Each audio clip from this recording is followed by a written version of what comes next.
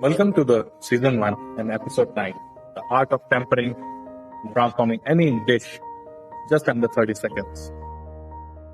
Before we start, I would like to take a bow for keeping India's flavor alive. I have read 3 books. The first one is very important, from Jaggi Vasudev's Taste of Tradition, for capturing the ritual rhythm behind Indian cooking, reminding us that technique is all about intention and presence. So that's an important takeaway from that book. Second is from a book called Dakshin by Chandra. It's a vegetarian cuisine from South India for decoding certain tempering like a melody in oil, where mustard, curry leaves and chili, each of them is playing a part in a musical note with a clear part being played by each one of them. Third, but not the least, is our Pushpesh Panna. So there's a book called Indian Cookbook for its encyclopedic treatment for spice, sequencing, texture, and showing how to change a dish entirely, and the personality is altogether different.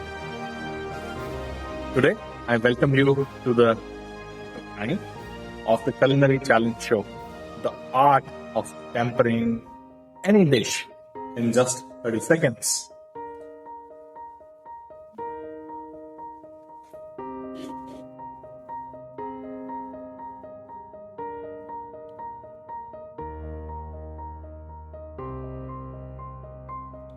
You know the moment when the pan hits, spices crackle, suddenly the whole house smells like a home.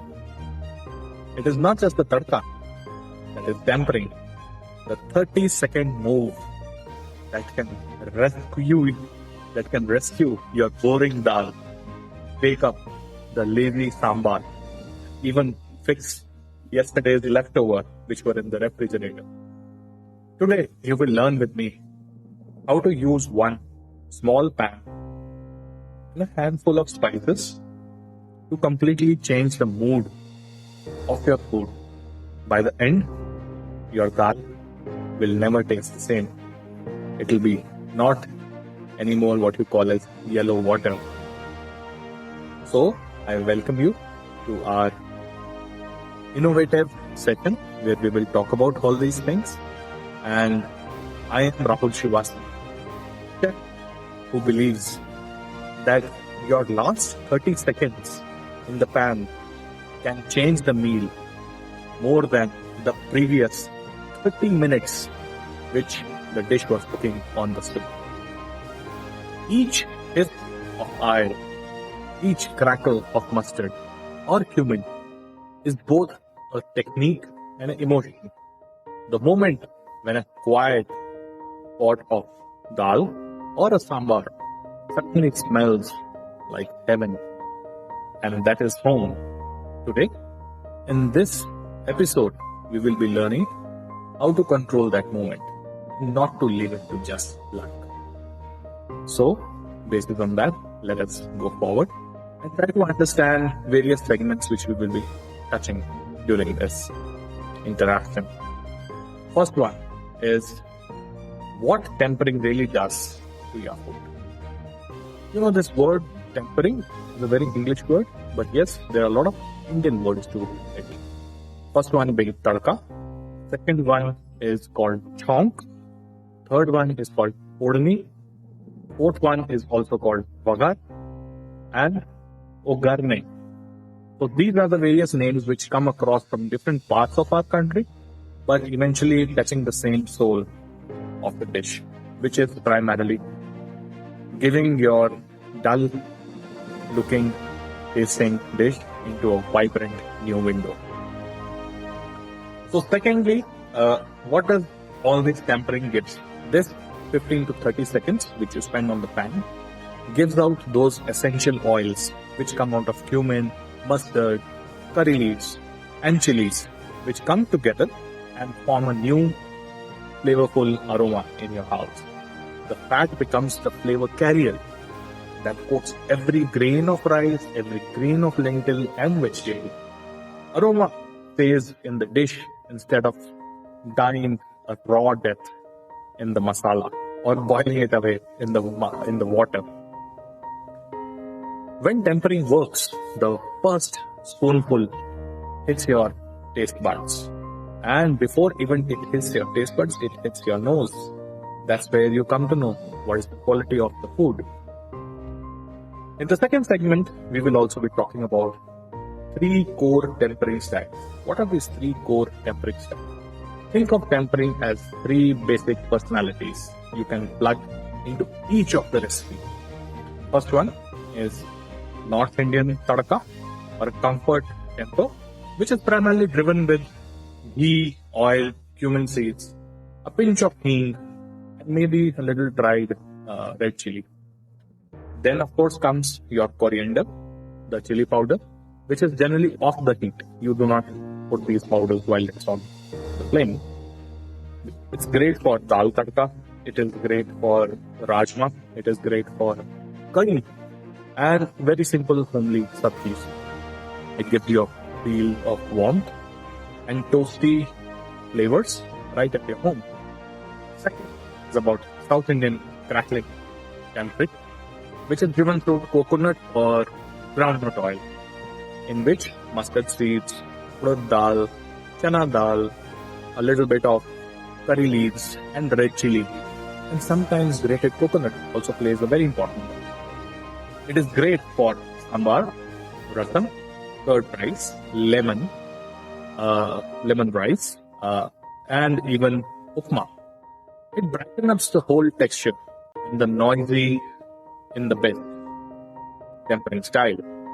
The coastal food is the third style, the coastal mustard forward tempering, where mustard oil becomes the major hero, and neutral oils with this help of a little bit of mustard seeds, green chilies, sometimes garlic and coriander can help these dishes. So these dishes are none other than your fish curries or mustard-based gravies, which are tempered with even yogurt. So even yogurt gets tempering. So there are a lot of dishes around that. It gives you a sharp, edgy, and cut-through richness. Once you understand these 3, you can remix them and create your own version around it. North style gives you spiciness. With southern style, it gives you a curry note, curry leaf flavor. And mustard oil tempering on plain potatoes from the third coastal style gives you altogether a different feel and note in the culinary world. Third segment is about heat and fat and timing, which is again a very important part. When we are tempering, the great tempering is 70% of heat control and 20% of the choice of the fat which you're using. And 10% is your courage. That is also secret. The entire action is over the half a minute. So you must decide everything right before you light up that stove. Use simple sequencing. Choose fat, ghee for the comfort, coconut oil for the southern style, mustard oil for that extra punch, or neutral oil when you're a little unsure of. Heat until the simmering gets to a smoking point. That's also an important point because we don't need to start tempering in cold oil. And add hard spices first rather than putting in powders, because if we add powders, they will all burn up. So what are hard spices? Things like mustard, cumin, fenugreek, and if you are adding any dried dal to it. When they splutter or turn lightly golden brown, add a soft aromatics like your garlic, ginger, onion, curry leaves, and then your powdered spices so that it avoids burning them. If the kitchen smells amazing, but your tempering looks slightly darker, then the plan road on the upper edge of the heat. Note it, adjust the timing next time. It's alright to make mistakes. We all learned it this way.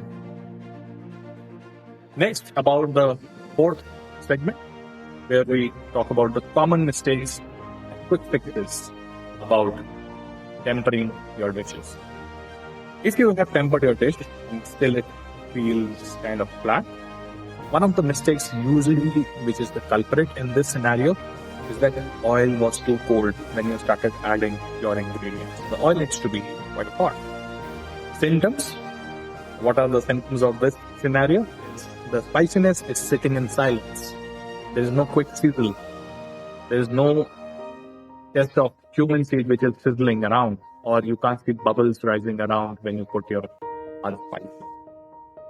And also, at some point of time, it also turns the other way around. When oil is too hot, you straight away put in things and it starts burning, blackened mustard, bitter garlic. The quick fix for that is take the pan off, wait for a few seconds, remove the spices and start again.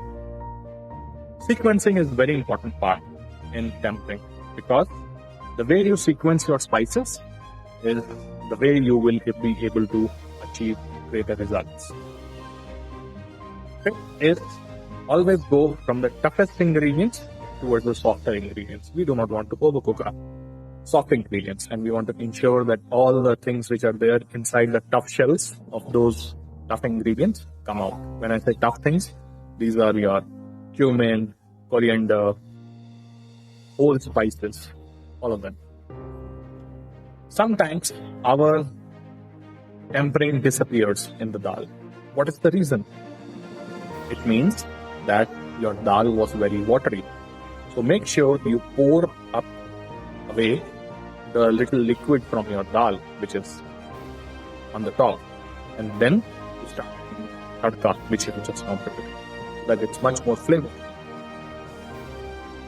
That is why in so many cases, when even if you have achieved a good tadka, your dal is still not tasty. And the solution is that it has to be given a due diligence in terms of how much tadka to how much dal. We have to make sure that we do not water down our tadka when we are preparing the dal with extra water. A little bit about the regional stories. So just like pressure cooker and whistles, which we spoke about in our previous podcast, the sound of tempering is different in every Indian home, in everywhere the meal which is getting prepared. This is the final sound when your food is getting ready. In many North Indian houses, the sizzle of ghee, cumin, garlic, you can smell it, and dal will signal that the dinner is truly ready. In down south, you will see the pop, and you will also hear it.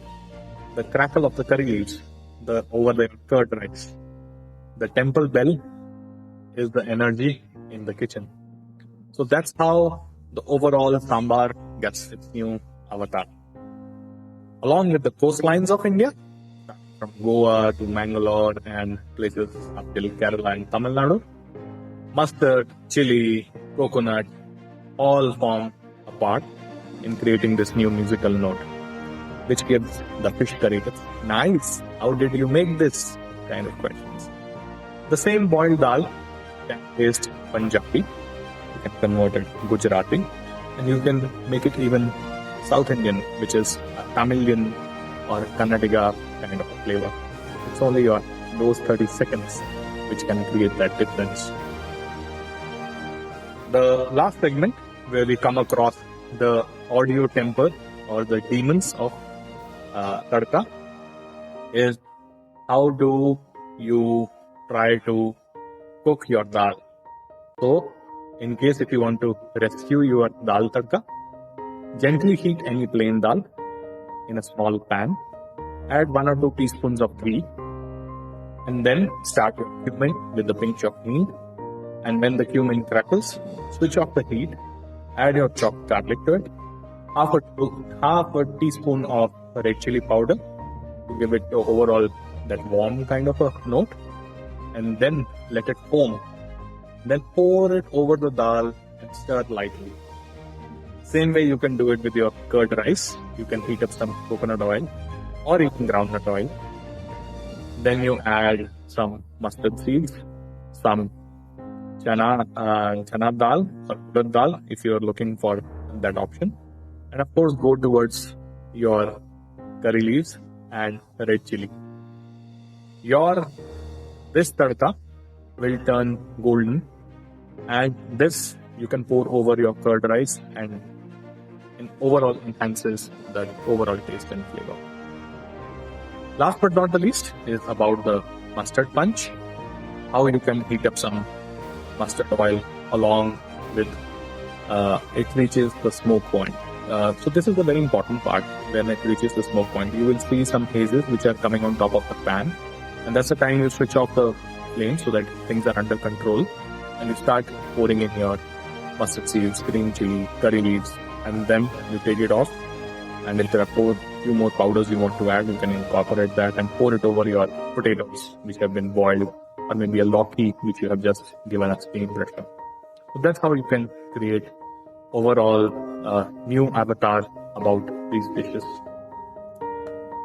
Last but not the least, I invite you to hashtag your 30-second temper challenge. And this week's assignment to all of you is how you make sure that you create your own dal in a new different avatar.